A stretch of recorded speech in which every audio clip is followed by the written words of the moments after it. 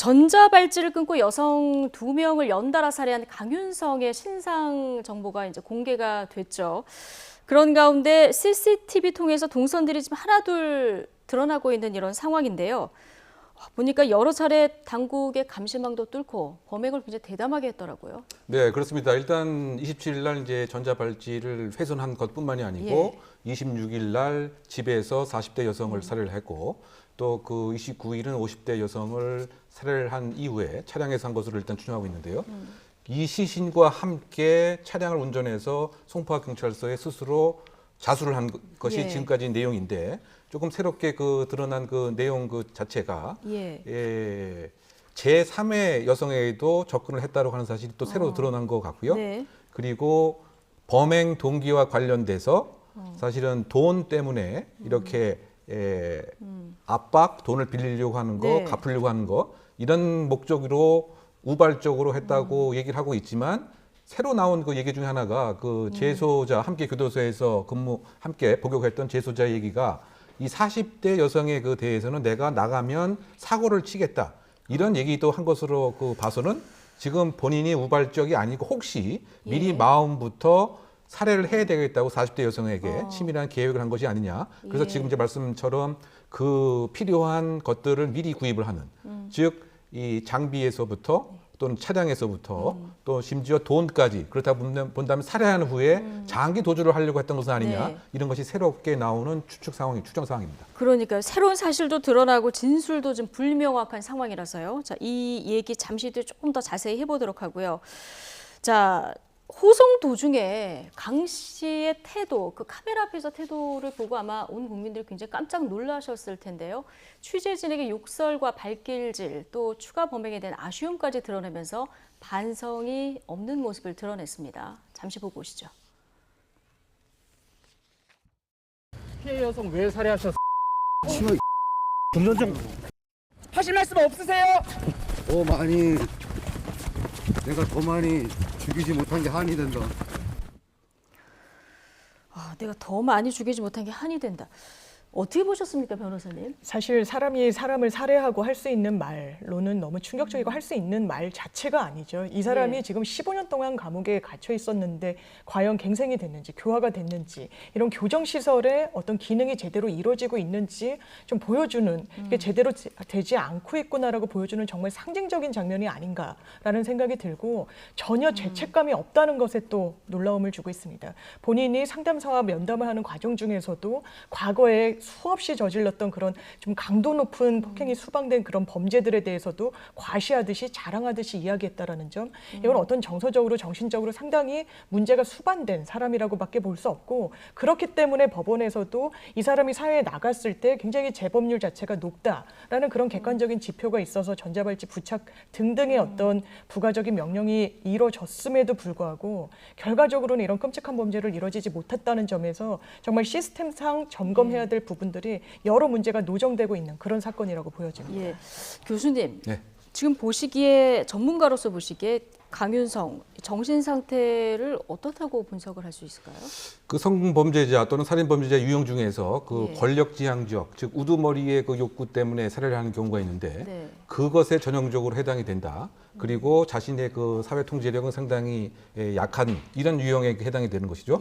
그러다 보니까 자신의 그 능력 자체가 이렇게 그 뛰어나다고 하는 얘기도 많이 하고 싶어 하는 것 같습니다. 아들이 나를 닮아서 머리가 좋아서 대기업에 근무를 하고 있다라든가 또 수입 그야말로 그 자전거라든가 이것을 내가 구입할 정도고 또 내 인맥은 강하다. 이 역시 권력지향적 그 살인범죄자의 모습입니다.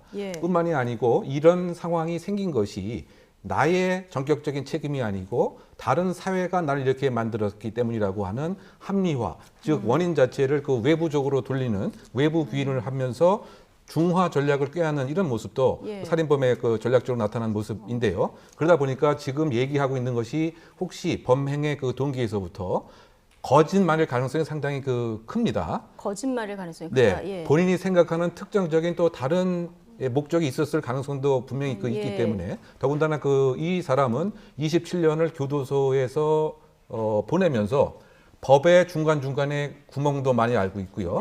또 그 교도관을 대상으로 소송을 해서 승소한 경험도 있습니다.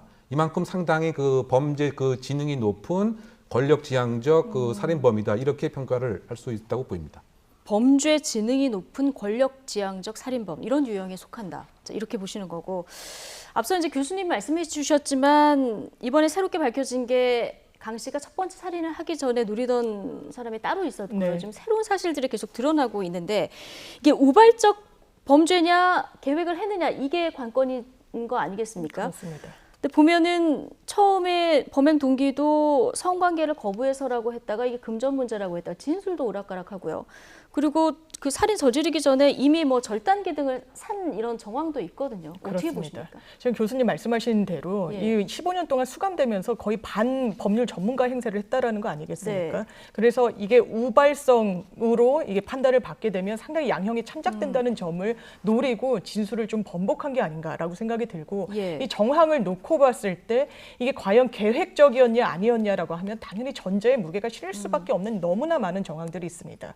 구체적으로 절단기를 구입하고 흉기를 또 사고 어떤 렌트카까지 빌리고 그걸 버리고 도주한 그리고 최종적으로 뭐 공항 근처에서 뭐 이 동선 같은 게 파악되기도 했고 이런 여러 가지 사실관계들을 종합했을 때 본인이 단순히 어떤 언급으로 이게 우발적이라고 했다라고 해가지고 인정이 되기는 상당히 어려울 거로 보이고요. 예. 또 하나 지금 말씀하신 것처럼 제3의 여성에게도 접근을 의도적으로 했다라는 거 아니겠습니까? 다만 그 여성의 그 전화번호를 착오해서 연락이 또 안 됐고 그 이후에는 뭐 약속 장소와 관련해서 엇갈렸기 때문에 만나지 못했다라는 것인데 이렇게 여러 여성들을 사실상 타겟화해서 실제로 2명의 어떤 범죄 피해자가 일어난 이 사건에서 본인이 단순한 우발 이런 주장을 한다라고 해서 받아들여지진 않을 것이라고 생각합니다. 예.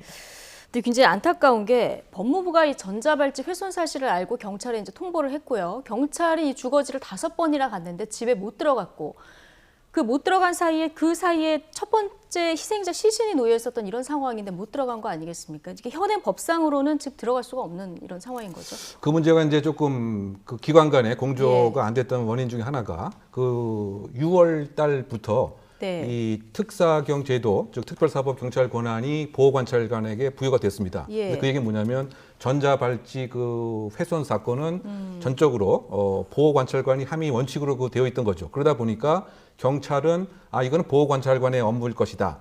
다소 집중을 안 한 면이 그 있고요.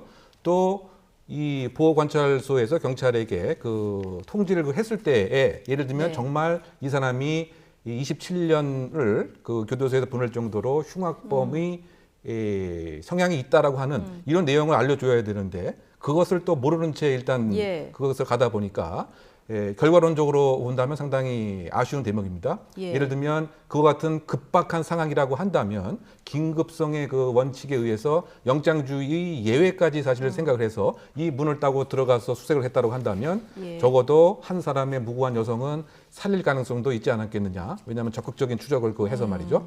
뭐 이런 측면에 있어서의 그 사법 공조의 한계가 결국은 이런 상태에 있었고요. 네. 지금 우리가 이제 그 보호관찰관과 경찰관을 결과론적으로 또 비난을 할 수는 있긴 하지만 만약에 긴급하게 들어가서 아무런 일이 없는 상태였다고 한다면 네. 이런 실무에 있는 또 공무원들이 책임을 지게 되는 이런 문제가 그 있기 때문에 지금 이런 것을 해결하기 위해서 법적인 근거를 마련하는 예. 것이 필요하다라고 해서 그 법무부 장관도 어제 그런 근거 조항을 만들겠다. 네. 또 그 형사사법 공조를 잘 할 수 있는 매뉴얼뿐만이 아니고 나름대로 규정 조항도 검토를 하겠다. 예. 이렇게 지금 얘기를 한 것인데요. 네. 상당 부분 이제 이것이 사실은 그 이번 처음 일어난 일이 아니고 수년 전부터 이런 문제가 사실 노정이 그 되었습니다. 이제 그럼에도 불구하고 이것을 적극적으로 해결하지 못한 이런 것은 그 법무부 그 보호관찰관의 어쨌든 문제가 좀 있었던 것 같고 네. 생각이 되고요.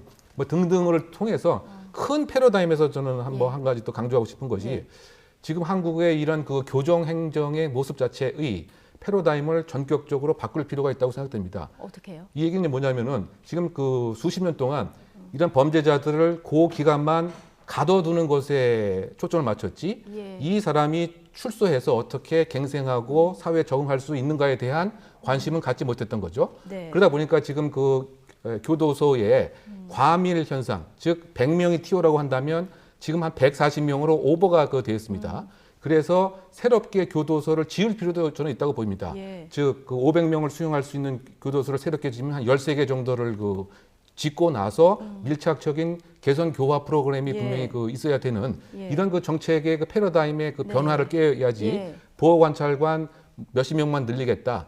이렇게 그 제한적으로 보기보다는 예. 그 교정 패러다임의 개혁을 네. 꼭 한번 법무부 장관이 관심 가져줬으면 하는 바람입니다. 교정 패러다임을 좀 바꿔야 된다 말씀해 주셨는데 어제 법무부 그 대책들을 보면은 훼손만으로도 긴급한 경우에 이제 집안 압수수색이 가능하도록 했고요. 그리고 지금 보면 주 1회 고위험 성범죄자 같은 경우는 면담을 해서 행동 관찰하는 그 밀착 감독도 하기로 했는데 지금 조금 전에 이제 교도소 짓고 이런 문제들 다 이제 예산 그리고 또 인력의 문제 아니겠습니까? 그렇습니다. 밀착 감시를 하기로 했다라고 하는데 지금 전자발찌를 부착한 사람 수가 4,000명이 넘습니다. 예. 처음에는 뭐 성범죄자로 한정을 했지만 살인범, 가석범자로 계속 그 범죄 그 대상자가 확대가 됐고 그 부착 기간도 늘어나다 보니까 상당한 많은 수를 관리해야 되는데 지금 한 명이 관리하는 숫자가 한 17명 정도나 된다는 거 아니겠습니까? 그렇다면 사실상 밀착 감시를 하겠다는 제도 보완책을 내기 전에 네. 구체적으로 예산은 어떻게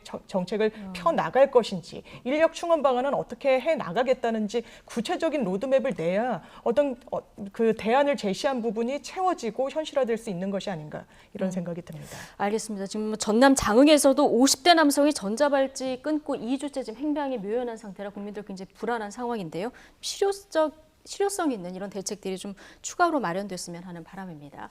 장윤미 변호사, 이웅혁 건국대 경찰학과 교수 두 분과 함께했습니다. 고맙습니다. 네, 감사합니다.